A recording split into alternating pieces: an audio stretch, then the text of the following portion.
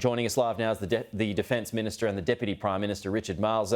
Richard, good to see you. Thanks for your time this morning. I will get to Super in just a second. First, I want to talk to you about subs. What's it going to be, British or American nuclear subs? Well, you'll have to wait and see, but it's not far off before we make the announcement. But I think the point I'd make is that whereas some have cast this as being a competition between British and American submarines, in fact what you'll see when we make this announcement is that it's a genuinely collaborative proposition which involves all three countries. So you've made up your mind? Really what we're seeing is we're clear about what the optimal pathway is going to be, and we'll be announcing it very shortly.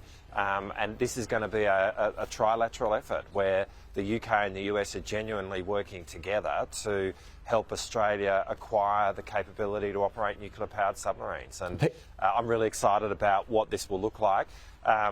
It will see an evolution of the Australian submarine capability from where we are today with our 6 diesel electric Collins submarines through to making submarines in Australia which are nuclear powered and will be part of our fleet. Okay, well on that point, because Peter Dutton's strong advice is for American Virginia-class subs, the reasons being the UK design would be plagued by problems, there would be no extra capacity to support an Australian build, and would come with significant delays. Are you getting the same advice? Because that all sounds very troubling.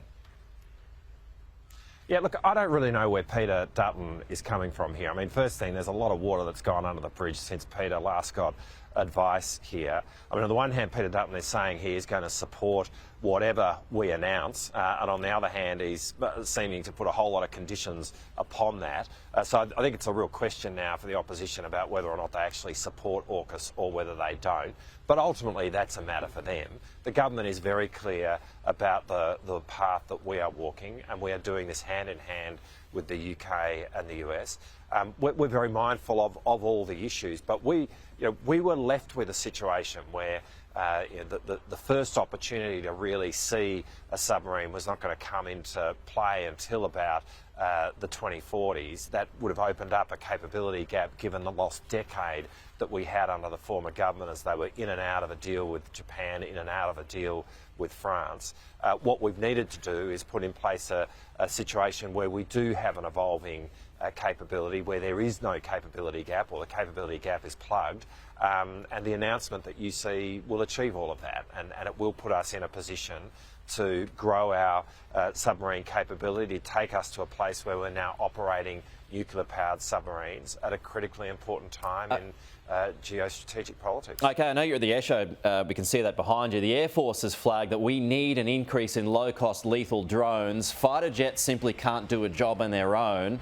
Can we expect our first drone purchases to come as a result of the DSR? Well, I think as we look at the evolution of air power, not just air power, I think all domains, but certainly air power, uncrewed vehicles are going to be an increasing part of what air power looks like. I think you're going to see a whole lot of platforms in various sizes which operate potentially with crewed platforms. And the DSR certainly talks about the direction in which warfare is going and in the direction in which air power is going. And as I've walked around the air show yesterday, and we're doing the same today, I mean, it is amazing the kind of capabilities which are on display which perform that role, and that's obviously really encouraging in terms of the future of our Air Force. It's really encouraging in terms of the future of Australian defence industry. Okay, now on to super. There are claims out this morning that the super tax could scoop up 6 times the workers the government originally claimed, so up to 500,000 folks could be caught up in it over their working lives. Will you index the cap in the legislation? Well, we're not indexing the 3 million. But that's a lot of people, so why wouldn't you? Well, let me be clear about this. It's not a lot of people. It is 0.5% of superannuants. But it grows over time. That's the point. Of people, well, 99.5% of people are unaffected. At the end of the day, this is a really modest change, Pete, and it's one which is being put in place because we've got to make sure that the superannuation system is sustainable and sustainable for everyone within the system. And we can't escape the fact that we inherited a budget from the coalition, from Peter Dutton, which had it was $1 trillion in debt. And so we need to be making decisions which are responsible, and that's what we've been doing from the last budget through until now. And this is a very modest change, which is going to affect only people who have $3 million in their super fund. Okay, now there is a plan to tax unrealised gains, and quite troubling, that could force retirees to sell shares at a loss. How is that not highly discriminatory? Well, I mean, there's a whole lot of speculation around that, which is not right. At the end of the day, come back to the starting point here. This doesn't apply unless you've got $3 million in your superannuation fund. And what we're talking about is reducing a concession which already exists and will continue to exist, but reducing the concession in terms of earnings on super funds of more than $3 million. So that's what we're talking about. Yeah, I know, but and essentially you'll hear the opposition also... put a whole lot of smoke and mirrors about what this might do or what it mightn't. The simple fact is it only applies if you've got more than $3 million in your super fund, and there's very few people in that category. But with an eye on unrealised gains, essentially you're taxing something that hasn't been sold, right? What we're doing is putting in place a process which will see the concession on tax on earnings on super funds with more than $3 million. Right, but that also includes unrealised gains. Well, I mean, what we're talking about now is those super funds which largely are in the self-managed superannuation fund system. A process will be determined for that, or is being determined for that. But it applies to a very small number of people, and that's what people need to bear in mind. It's only happening if you've got a super fund of more than $3 million. But forcing retirees essentially to sell shares at a loss, I mean, back to that question, that sounds to me very worrying.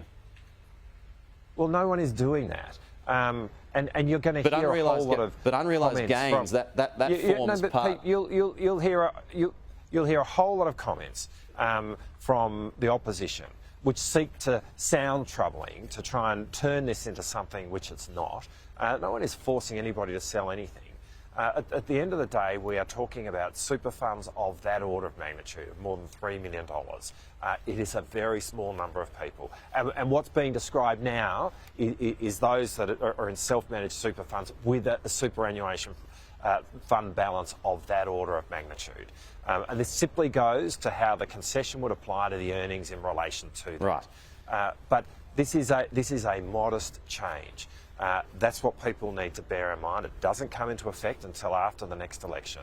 But are unrealised gains part of the concessions? Well, I come back to the point. This will change the way in which earnings are taxed in respect of super funds which have more than $3 million in it, and that includes obviously self-managed super funds. And it's simply the process which applies to how that is assessed. But it's large superannuation accounts, $3 million or more, which are affected by this. Okay, Richard Marles, we are out of time. Appreciate your time as always, though. Thank you. We'll talk to you again soon.